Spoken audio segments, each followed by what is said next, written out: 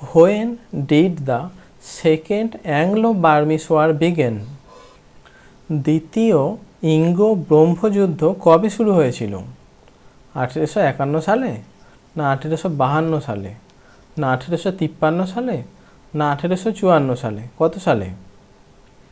Which of the following pairs given below is not correct? নিচে প্রদত্ত নিচের কোনটি সঠিক নয়? Anglo Nepalese relations, treaty of Lhasa, Anglo Burmese relations, treaty of Yandabo, Anglo Tibetan relations, treaty of Sagauli? সঠিক উত্তর কী হবে? 1-2, 2-3, 1-3, না all of the above? The first Anglo Burmese war was concluded by a treaty. Which among the following is that? প্রথম ইঙ্গো ব্রহ্ম যুদ্ধ একটি চুক্তির মাধ্যমে শেষ হয়েছিল। নিচের মধ্যে কোনটি? সঠিক উত্তর কী হবে? চলো আজকে আমরা এই রকম সব টপ কোশ্চেনের উত্তর খোঁজার চেষ্টা করি, যেটা পরীক্ষার জন্য খুব গুরুত্বপূর্ণ। Indian national movement for WBCS. WBCS preliminary syllabus, Indian national movement. WBCS main syllabus, Indian national movement.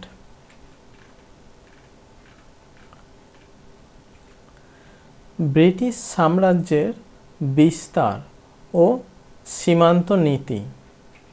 British সাম্রাজ্যের বিস্তার ও সীমান্ত নীতি 19বিংশ শতাব্দীর দ্বিতীয়ার্ধে ব্রিটিশ সাম্রাজ্যবাদ ভারতের বৈদেশিক ও সীমান্ত নীতিকে যথেষ্ট প্রভাবিত করেছিল। উত্তর পূর্ব, উত্তর পশ্চিম ও উত্তর সীমান্তে যথাক্রমে ইঙ্গো ব্রহ্ম, ইঙ্গো আফগান ও ইঙ্গো তিব্বত সম্পর্ক গড়ে ওঠে। ব্রহ্মদেশ। প্রথম ও দ্বিতীয় ইঙ্গো ব্রহ্ম যুদ্ধের মাধ্যমে সমগ্র নিম্ন ব্রহ্ম ভারতীয় ব্রিটিশ সাম্রাজ্যের অন্তর্ভুক্ত হয়। গভর্নর জেনারেল লর্ড আমহার্স্ট 1824 খ্রিস্টাব্দে ব্রহ্মদেশের বিরুদ্ধে যুদ্ধ ঘোষণা করেছিলেন। প্রথম ইঙ্গো ব্রহ্ম যুদ্ধ। ভারতের উত্তর পূর্ব সীমান্তের বিস্তীর্ণ অঞ্চলে অষ্টাদশ শতক থেকে কোনো শক্তির আধিপত্য ছিল না। আরাকান, মণিপুর প্রভৃতি রাজ্য কার্যত স্বাধীন ছিল, কিন্তু ব্রহ্মদেশের রাজা বোধপায়ার আমলে আরাকান ও মণিপুর ব্রহ্মদেশ দখল করে। ফলে ব্রহ্মদেশের সীমানা ইংরেজ অধিকৃত ভারতের সংলগ্ন হয়ে পড়ে। এর ফলে ইংরেজ ও ব্রহ্মদেশের মধ্যে বিরোধ দেখা দেয়। ব্রহ্মরাজ বোধপায়া চট্টগ্রাম, ঢাকা, মুর্শিদাবাদ, কাশিমবাজার প্রভৃতি স্থান ইংরেজদের কাছে দাবি করেন। ফলে সম্পর্ক আরও তিক্ত হয়। পরবর্তী ব্রহ্মরাজ পগিতুয়া কোম্পানির অধিকারভুক্ত শাহীপুর দ্বীপটি দখল করলে অবস্থা চরমে পৌঁছায় 1823 খ্রিস্টাব্দে। গভর্নর জেনারেল লর্ড আমহার্স্ট 1824 খ্রিস্টাব্দে ব্রহ্মদেশের বিরুদ্ধে যুদ্ধ ঘোষণা করেন। প্রথম ইঙ্গো ব্রহ্ম যুদ্ধে বর্মী সেনাপতি বান্দুলা অপূর্ব রক্ষণদাতার প্রদর্শন করেন। বালাযুদ্ধের মাঝপথে নিহত হন। ইংরেজ বাহিনী রেঙ্গুন, প্রোম দখল করে রাজধানী অমরাপুরের দিকে অগ্রসর হয়। রাজধানীর সন্ধিকটে ইয়ান্দাবু নামক স্থানে ইংরেজ বাহিনী উপস্থিত হলে ব্রহ্মরাজ আত্মসমর্পণ করেন।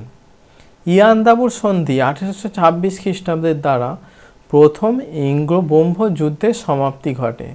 তাহলে প্রথম ইঙ্গো ব্রহ্ম যুদ্ধের সমাপ্তি ঘটে কোন সন্ধির দ্বারা? ইয়ান্দাবুর সন্ধি দ্বারা। সন্ধির শর্তানুসারে আরাকান ও তেনাসেরিম ইংরেজদের অধিকারভুক্ত হয়। ব্রহ্মরাজ কাছাড়, জয়ন্তিয়া ও মণিপুরের ওপর অধিকার ত্যাগ করেন।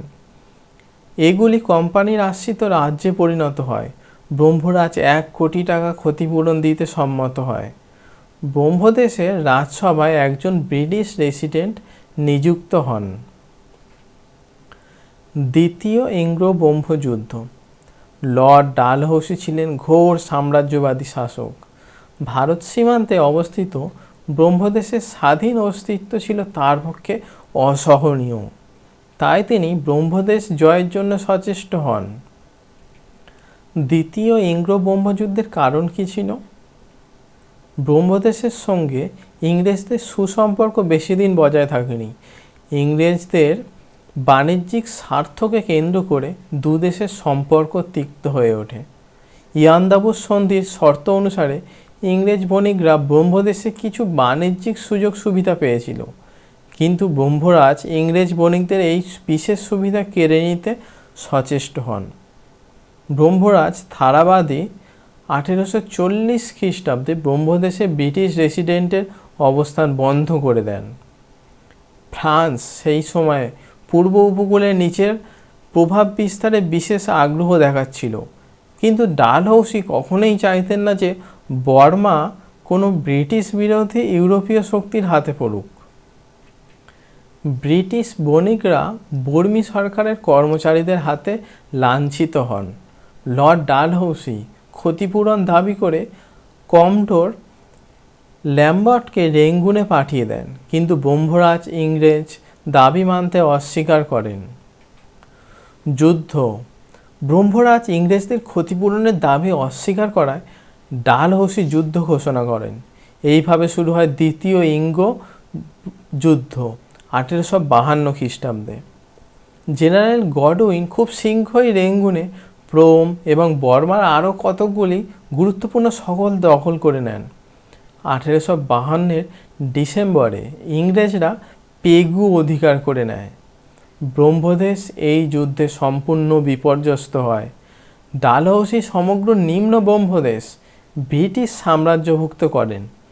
এইভাবে বঙ্গোপসাগরের সমগ্র পূর্ব উপকূলে ইংরেজের আধিপত্য স্থাপিত হয়। সমস্ত অধিকৃত এলাকাগুলিকে একত্রিত করে একটি নতুন প্রদেশ গঠিত হয়। এর রাজধানী হিসেবে রেঙ্গুনকে চিহ্নিত করা হয়। তৃতীয় ইঙ্গ ব্রহ্মযুদ্ধের কারণ কী ছিল? উত্তর ব্রহ্মের অরণ্য সম্পদ যথা মূল্যবান সেগুন কাঠ, হাতির দাঁত ও তুলোর ওপর ইংরেজ বণিকদের সীমাহীন লোভ ছিল। এই কারণে উত্তর ব্রহ্মের উপর নিয়ন্ত্রণ স্থাপনে তারা বিশেষ আগ্রহী ছিল। তারা উত্তর ব্রহ্মের ভিতর দিয়ে চীনের সঙ্গে বাণিজ্যিক সম্পর্ক স্থাপনের দাবি জানায়। ব্রহ্মরাজের পক্ষে এইসব দাবি মেনে নেওয়া সম্ভব ছিল না। ফরাসি ভীতি।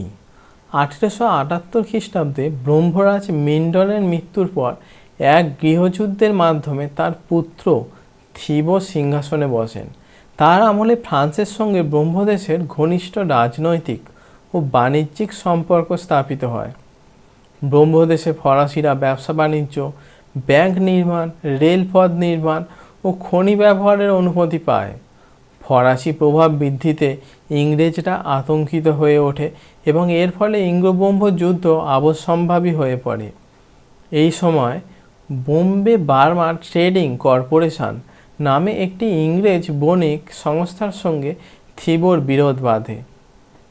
এই সংস্থাটি বার্মা সেগুন কাঠ রপ্তানি করত।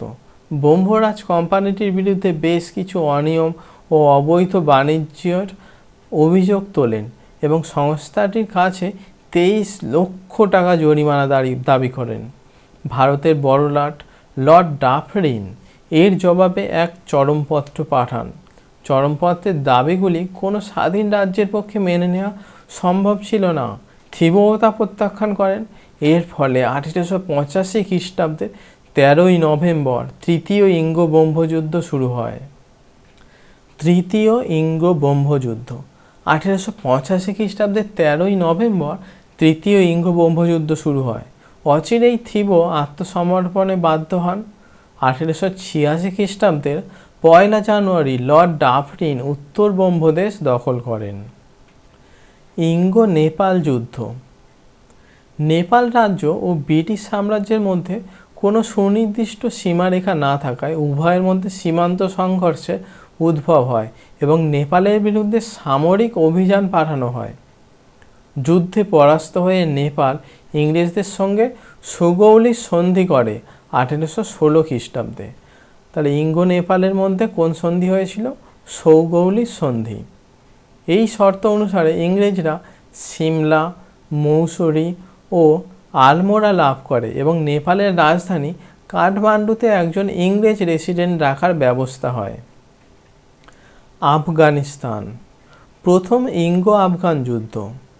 1838 খ্রিস্টাব্দে ভারতের বড়লাট লর্ড অকল্যান্ড আফগানিস্তানের আমির দোস্ত মোহাম্মদের কাছে আলেকজান্ডার বার্নেস নামে একজন দূত প্রেরণ করে মিত্রতার প্রস্তাব দেন।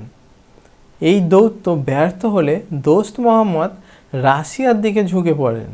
আতঙ্কিত লর্ড অকল্যান্ড তখন দোস্ত মোহাম্মদকে সিংহাসন থেকে অপসারিত করে 1809 খ্রিস্টাব্দে গদিচ্যুত আফগানিস্তানের আমির শাহ সুজাকে সিংহাসনে প্রতিষ্ঠিত করার সিদ্ধান্ত নেন। ত্রিশক্তি মৈত্রী কাদের মধ্যে হয়েছিল? 1838 খ্রিস্টাব্দে ইংরেজ রণজিৎ সিংহ এবং আফগানিস্তানের রাজ্যচ্যুত শাসক শাহ সুজার মধ্যে ত্রিশক্তি মৈত্রী চুক্তি স্বাক্ষরিত হয়। 1839 খ্রিস্টাব্দে রণজিৎ সিংহ ও ইংরেজদের সম্মিলিত বাহিনী আফগানিস্তানের বিরুদ্ধে যুদ্ধযাত্রা করলে প্রথম ইঙ্গো আফগান যুদ্ধ শুরু হয়। পরাজিত দোস্ত মোহাম্মদকে বন্দি করে কলকাতায় আনা হয়।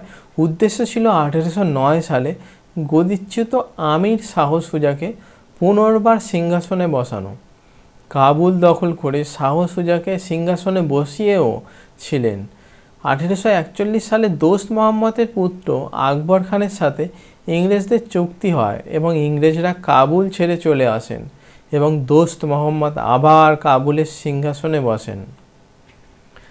দ্বিতীয় ইঙ্গো আফগান যুদ্ধ। 1873 খ্রিস্টাব্দে রাশিয়া খিবা দখল করে আফগান সীমান্তের প্রায় কাছাকাছি এসে গিয়েছিল। বড়লাট লিটন আফগানিস্তানের তৎকালীন আমির শের আলীর কাছে মিত্রতার প্রস্তাব দেন এবং শর্ত হিসেবে আফগানিস্তানে ব্রিটিশ প্রতিনিধি রাখা ও আফগানিস্তানের বিদেশ নীতির উপর ব্রিটিশ নিয়ন্ত্রণের কথা বলেন। শের আলীর পক্ষে এই শর্ত মেনে নেওয়া সম্ভব হয়নি। এতে ইংরেজরা তার উপর ক্রুদ্ধ হয়। এই কারণে তিনি রাশিয়ার সঙ্গে মিত্রতা স্থাপন করেন। এই সংবাদে লর্ড লিটন উত্তেজিত হয়ে ওঠেন এবং এর ফলে 1878 খ্রিস্টাব্দে দ্বিতীয় ইঙ্গো আফগান যুদ্ধের সূত্রপাত হয়।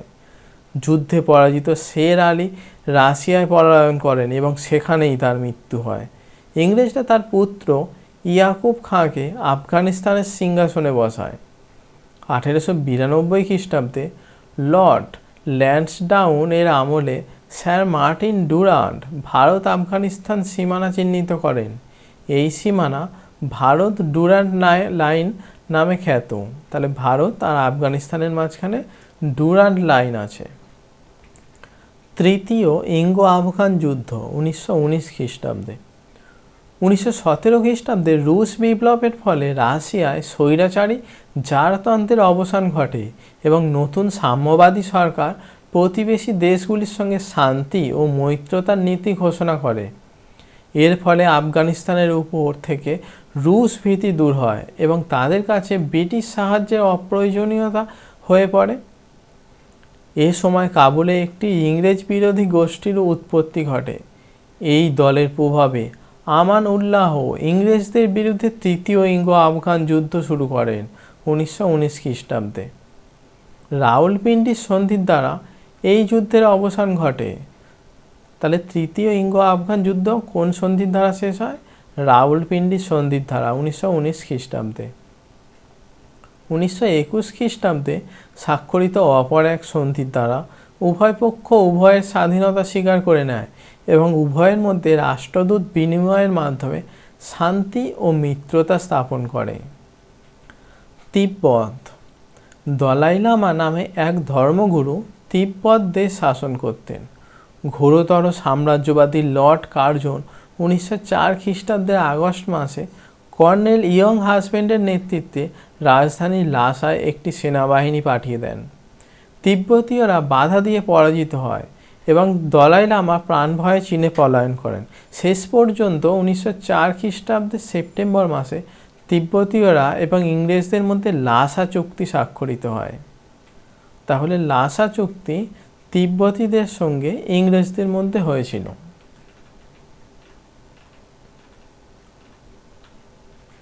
প্রশ্ন ও উত্তর। ব্রহ্মদেশে কারা ইংরেজদের প্রতিদ্বন্দ্বী ছিল? ফরাসি শক্তি। কিসের জন্য ইংরেজরা ব্রহ্মদেশ অধিকার করতে চাইতো? সেগুন কাঠের জন্য। গভর্নর জেনারেল লর্ড আমহার্স্ট কত সালে ব্রহ্মের বিরুদ্ধে যুদ্ধ ঘোষণা করেন? 1824 সালে। ইয়ান্দাবু সন্ধি 1826 এর মাধ্যমে কোন যুদ্ধের সমাপ্তি ঘটে? প্রথম ইঙ্গ ব্রহ্মযুদ্ধের। প্রথম ইঙ্গ ব্রহ্মযুদ্ধ ইয়ান্দাবু সন্ধির মাধ্যমে 1826 সালে পরিসমাপ্তি ঘটে। দ্বিতীয় ইঙ্গ ব্রহ্মযুদ্ধ 1852 সালে শুরু হয়েছিল। কার আমলে শুরু হয়েছিল? লর্ড ডালহৌসির আমলে। ডালহৌসি ব্রহ্মদেশের কোন অংশ ব্রিটিশ সাম্রাজ্যের অন্তর্ভুক্ত করেন 1852 সালে? নিম্ন ব্রহ্মদেশ বা পেগু। তৃতীয় ইঙ্গ ব্রহ্মযুদ্ধ 1885 সালে শুরু হয়েছিল কার আমলে? লর্ড ডাফরিনের আমলে।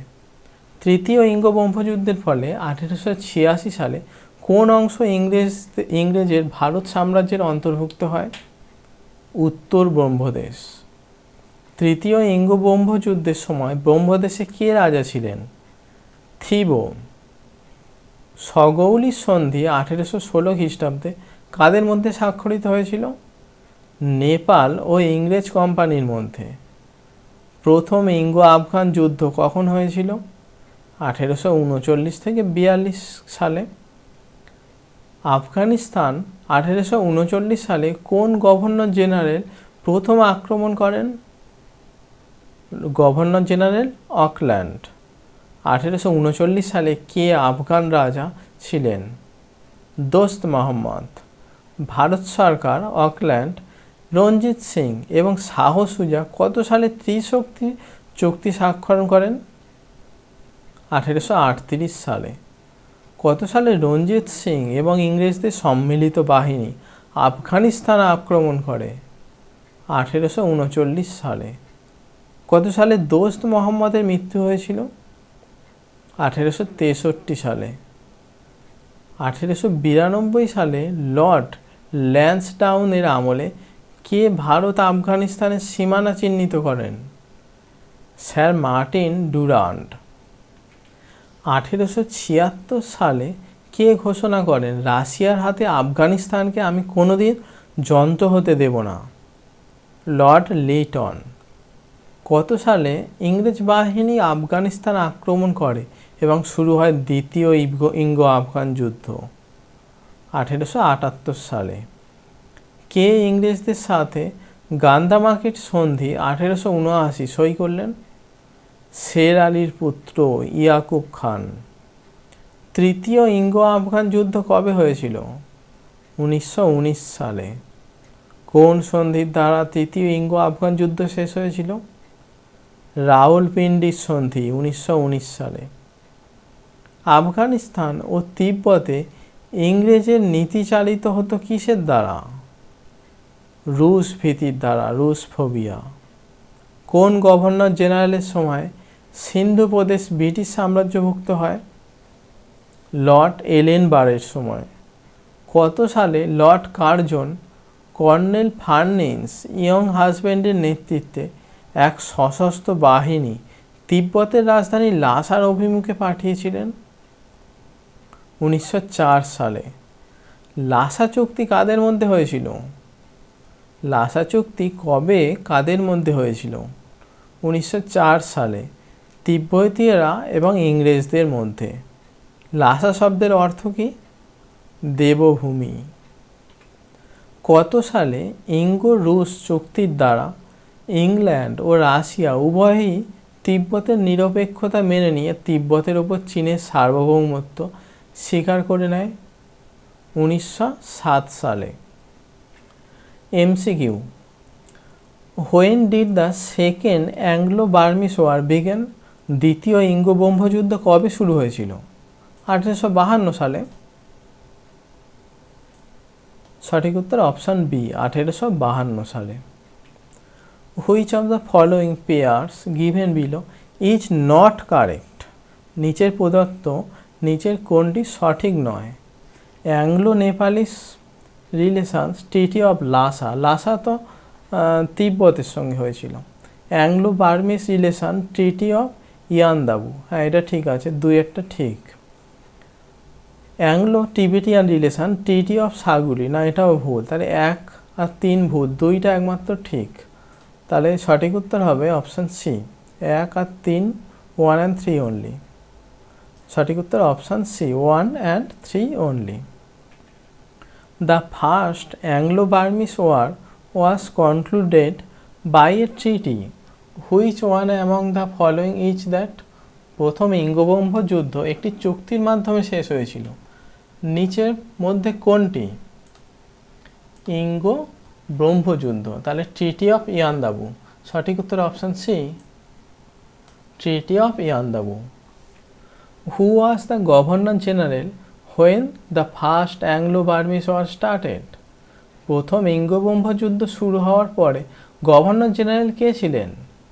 প্রথম ইঙ্গবঙ্গ যুদ্ধ, তাহলে লর্ড আমহার্স্ট। সঠিক উত্তর option D, Lord Amherst. Who was the Afghan king in 1839, 1839 সালে কে আফগান রাজা ছিলেন? দোস্ত মোহাম্মদ খান। সঠিক উত্তর option B, Dost Mohammad Khan. In what year was the treaty of Lhasa, Lhasa চুক্তি কত সালে হয়েছিল? লাসা চুক্তি 1904। সঠিক উত্তর অপশান এ, লাসা চুক্তি 1904 সালে হয়েছিল।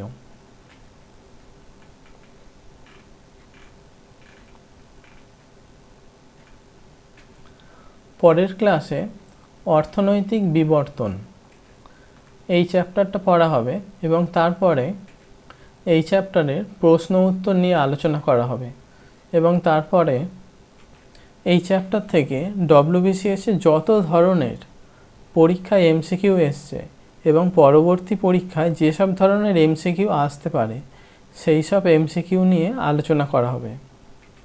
তোমরা এই পিডিএফটা ডাউনলোড করার লিঙ্ক ডেসক্রিপশন বক্সে পেয়ে যাবে।